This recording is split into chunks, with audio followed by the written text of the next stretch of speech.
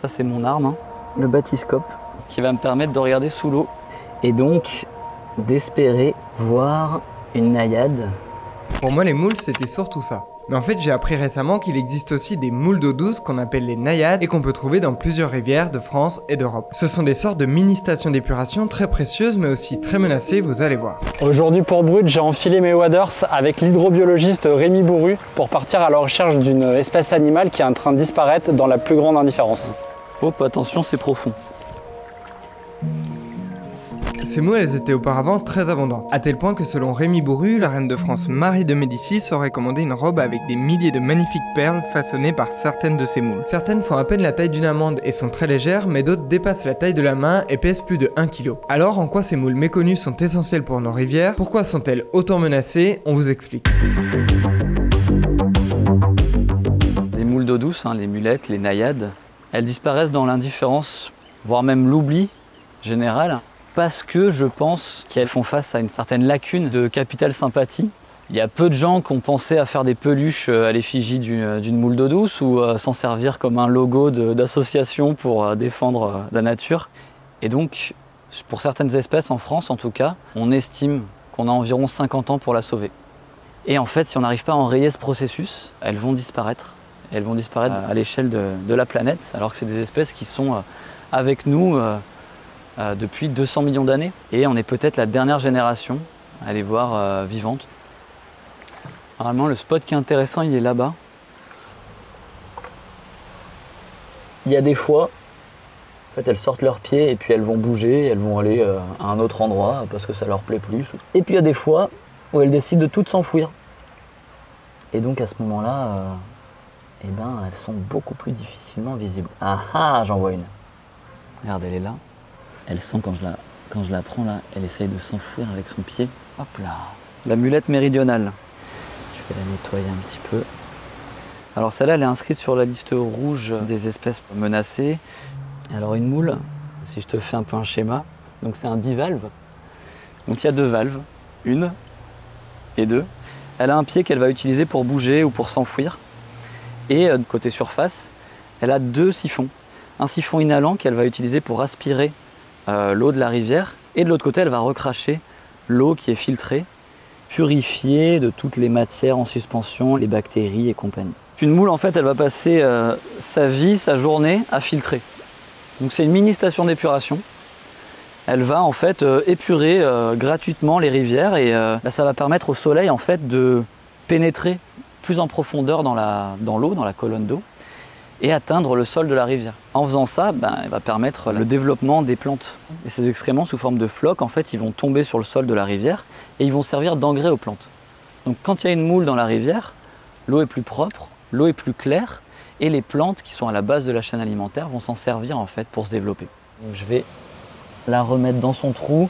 Si vous trouvez une moule et que vous la montrez à vos amis, à votre famille, vous la remettez toujours du bon côté. Sinon elle n'arrivera pas à se retourner toute seule. Donc le pied toujours dans le sens de la terre. Voilà. J'aimerais bien t'en montrer encore quelques-unes, mais je pense qu'elles sont pas très... Donc on dit que les mulettes regroupent environ 11 espèces différentes. Et il y en a 7 en danger d'extinction. Certaines sont en danger critique d'extinction. Et ces espèces qui, il y a encore 100 ans, étaient hyper communes et pavaient le lit des cours d'eau, aujourd'hui disparaissent. Il y a des écrits qui décrivent des couches de pavage de mulettes au fond des cours d'eau, superposées des fois sur 1, 2, 3 couches. Voilà, c'est la puissance de filtration, la limpidité et la pureté qu'il devait y avoir dans ces rivières à l'époque, c'est effarant.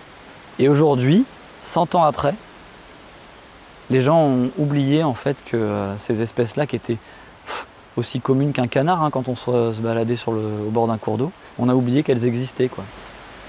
Donc il y a plusieurs grandes familles d'explications. La première, c'est la pollution des cours d'eau. Il faut savoir que c'est des espèces qui sont assez longévives, elles vont vivre assez longtemps. On a des espèces comme la grande mulette ou la mulette perlière qui peuvent vivre 150 voire 200 ans peut-être, on ne sait pas encore.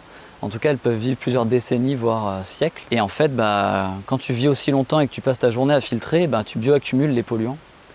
Tu bioaccumules toutes les toxines La problématique aussi, c'est l'urbanisation. On a maximisé le foncier en fait, hein, pour l'agriculture, pour les villes. Et en fait, ces rivières qui divaguaient librement, qui faisaient des méandres, qui avaient de la place pour s'épandre dans leur lit majeur, bah, ces rivières, en fait, elles ont été entonnées, elles ont été rectifiées, et donc elles sont soumises de plus en plus aux crues, et les crues qui vont être de plus en plus dévastatrices et qu'elles ne vont pas pouvoir tamponner du fait de ce caractère très rectiligne, très linéaire qui va vraiment concentrer les flux et qui va venir arracher le lit des rivières. Et donc il y a de moins en moins d'endroits pour les moules pour vivre, hein, parce qu'une moule ne va pas se mettre dans le lit de la rivière qui peut être charrié. J'en vois une deuxième, je vais juste vérifier que c'est bien la même espèce. Ouais, non, c'est encore... Tu peux voir qu'elle a une teinte vert olive et qu'elle est allongée. Ça, c'est typique de la mulette méridionale. Et celle que j'ai laissée là-bas, que je ne retrouve plus qu'à l'état de coquille, une autre espèce qui vivait ici, mais qui potentiellement a disparu ces dernières années. J'en ai jamais retrouvé des vivants, donc je perds pas espoir. Et qu'en fait, la moule, elle va apporter énormément de bénéfices à la rivière, hein. Donc comme je te disais, elle va participer à purifier l'eau, à favoriser la croissance des végétaux. Mais en contrepartie, et c'est ça qui est fascinant, c'est qu'elle a un besoin impérieux pour accomplir son cycle de vie des autres espèces qui vivent autour d'elle. Contrairement aux moules marines, elles vivent dans des milieux qui sont courants. Donc des milieux qui vont toujours de l'amont vers l'aval. Et si les moules relarguent leurs œufs comme elles le font en mer, ces œufs vont être emportés dans le courant. Et de génération en génération, en fait, les populations vont descendre dans la rivière et au bout d'un moment arriver en mer dans des conditions qui sont plus du tout propices. Donc elles se sont adaptées. Et elles ont trouvé un moyen hyper ingénieux pour essayer de se maintenir au même endroit, vu qu'elles ne peuvent pas bouger. Elles vont utiliser des poissons. Il y en a certaines qui vont sortir un petit bout de leur muscle de la coquille, l'agiter dans le courant pour essayer d'attirer les poissons qui vont penser que c'est un petit ver, une petite proie. Et quand ils vont essayer de le manger, la moule elle va expulser les larves qui vont venir se coller sur les branchies, sur les nageoires du poisson. Il y en a d'autres qui vont cracher très fort les œufs à la surface de l'eau et quand ceux-ci vont retomber en pluie sur l'eau, les poissons ils vont être interloqués, ils vont penser que c'est des petits insectes qui tombent à la surface et ils vont venir les gober, les manger.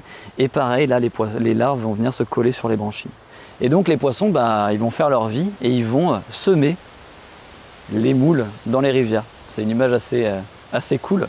Sauf qu'il y a certaines espèces qui ont parié sur le mauvais cheval, en tout cas sur le mauvais poisson, comme la grande mulette, qui elle ne peut utiliser qu'une seule espèce de poisson, et manque de bol, c'est l'esturgeon. L'esturgeon, dont vous en avez déjà parlé sur Brut, qui est une espèce en voie d'extinction elle aussi, et qui ne remonte plus les rivières en fait, jusqu'aux populations de grandes mulettes qui sont là, qui sont présentes et qui attendent qu'une chose, c'est qu'un esturgeon vienne héberger à nouveau leurs œufs. Et ça fait à peu près 50 ans que ces espèces-là ne sont pas mis en contact. L'écologie, en termes scientifiques, c'est la science des interactions entre les êtres vivants entre eux et avec leur environnement.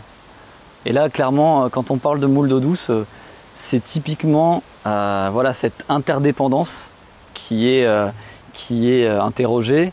Et donc, ce lien entre toutes les espèces et plus largement avec leur environnement, leur biotope, et plus largement avec nous, puisqu'en fait, on dépense des millions pour épurer l'eau des rivières, alors qu'en fait, depuis l'éternité, elles font ça gratuitement pour nous.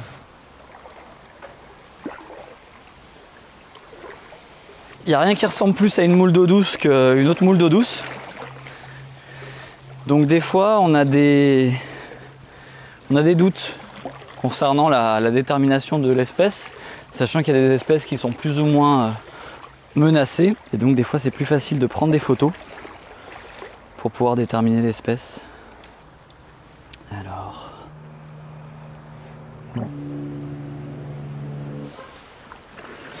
Donc le premier outil qu'on utilise, c'était le bathyscope. Mais comme je te disais, elles ont une fâcheuse tendance à s'enfouir. Et donc pour aller faire des estimations, on réalise des dragages comme ça, où on va observer s'il y a des individus qui sont enfouis. Avec les moules d'eau douce actuellement, le problème c'est que en fait, on a de grosses lacunes en termes de connaissances liées à l'écologie de ces espèces. Donc il est important aujourd'hui de réaliser des atlas un petit peu pour savoir où est-ce qu'elles vivent et essayer de comprendre pourquoi en fait aujourd'hui elles disparaissent pour de vrai, pour de bon, de la surface de la Terre.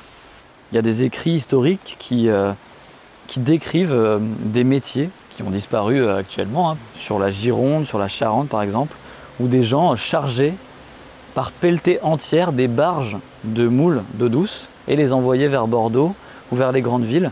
Et il y avait des métiers, des gens qui étaient toute la journée, qui faisaient des boutons à partir de ces coquilles. Il y a des descriptions de la robe qui a été commandée par Marie de Médicis, ornée par 32 000 perles de mulettes perlières. Il faut savoir que comme toutes les moules, en fait, quand il y a une impureté, elles vont faire des perles pour se protéger de l'abrasion, pour protéger des parasites. Les scientifiques ils estiment aujourd'hui qu'il y a à peu près une perle pour 1000 à 3000 moules vivantes. Rien que pour cette robe, c'est plusieurs millions de mulettes qui ont été sacrifiées. Ça te laisse imaginer la manne qu'il y avait dans les rivières à l'époque. Merci d'avoir regardé cet épisode sur les moules d'eau douce menacées. En complément, j'ai appris que dans certaines régions, des plans d'action existent pour tenter de sauver certaines de ces moules. C'est le cas par exemple en Bretagne. Si cette vidéo vous a intéressé, vous pouvez la liker ou la partager pour que d'autres personnes puissent la découvrir. Et pour en savoir plus, vous pouvez trouver quelques liens dans le post YouTube. Un grand merci à Florian et à tous les autres journalistes de Brut qui vont sur le terrain pour rapporter ce type de reportage. Et nous on se retrouve dès dimanche prochain à 10 h pour un nouvel épisode des Doc Nature.